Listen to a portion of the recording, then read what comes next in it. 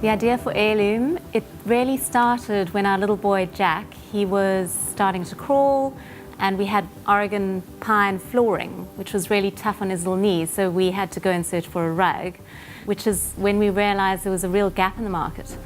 So Airloom has evolved out of a 3-decade-old family business. Our staff complement are mainly from the area around our warehouse, which is in Elsie's River, which is not a great part of Cape Town. It's an area that is often flooded with gang violence.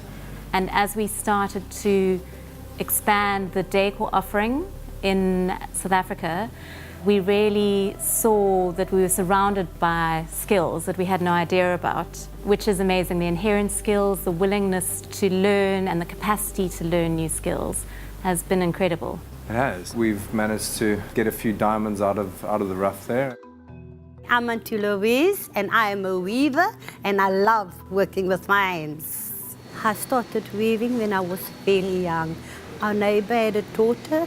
She was in a wheelchair, and then I would take her with a wheelchair down the road, and we would go to the association. And as time went on, they allowed me to help, and that's the first time that I've learned how to weave. I first started at Airloom, and I started here as being the tea girl and the cleaner. And I kind of like making tea for David. I still do it. And then one day I went into his office with his tea, and I saw the rug on the floor. And I said to him, "Oh, this is smart. Where did you get it?" He said, "Auntie, where? What?" I said, "This. Where did you get this?" One morning I was sitting having tea, and Auntie Louise came in to the office, and I had a sample that I'd brought back from a trade show in Germany. And that sample was made in India, and Auntie Louise, as she put down the tea, mentioned in passing that she could make it. I said, "I can do this." He said, "Auntie, can you?" I said, "Yes, I can weave, I can spin, I can." He looked at me and he said, "Really, Auntie?" I said, "Yes." First asked me what I need. I explained to him. He went out, he came back with the frame and the material, and I made a small hand one for him, and then it started just growing from there. And we've developed product around that, which in the past we might have looked to bring in from the subcontinent. We're now developing ourselves here.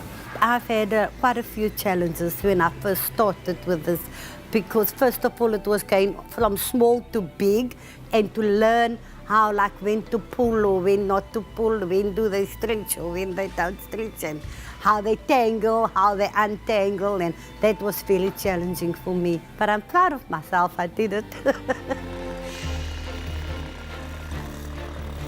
I'm Anthony, and I love my job, and I love to help the people.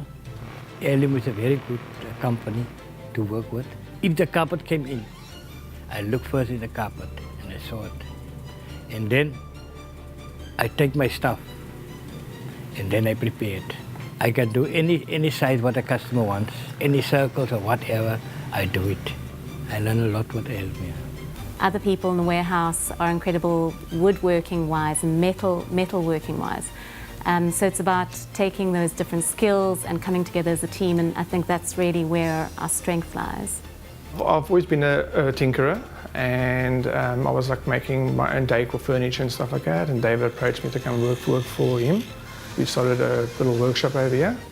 Myself and Thomas work very, very closely together. I've taught him a lot along the line. I've taught him to do some welding and turning work and stuff like that on the lathe.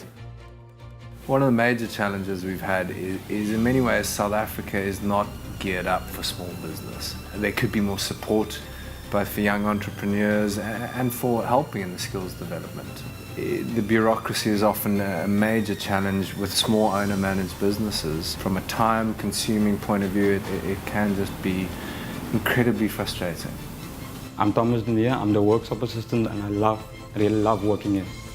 Paul is a great man to work with. He actually learned me a lot. When I started there, I was working storeman assistant. Since then, I've learned a lot.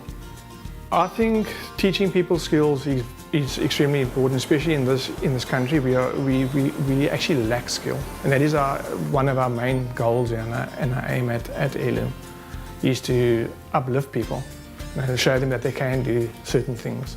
I love doing metalwork, especially welding. About 3 months ago, I started my own business at home doing metalwork. I would say one of my greatest challenges was when David came to me and asked me to build a pop-up shop. I said, fine, I can do it. And then he said, okay, well, you only have 2 weeks to do it.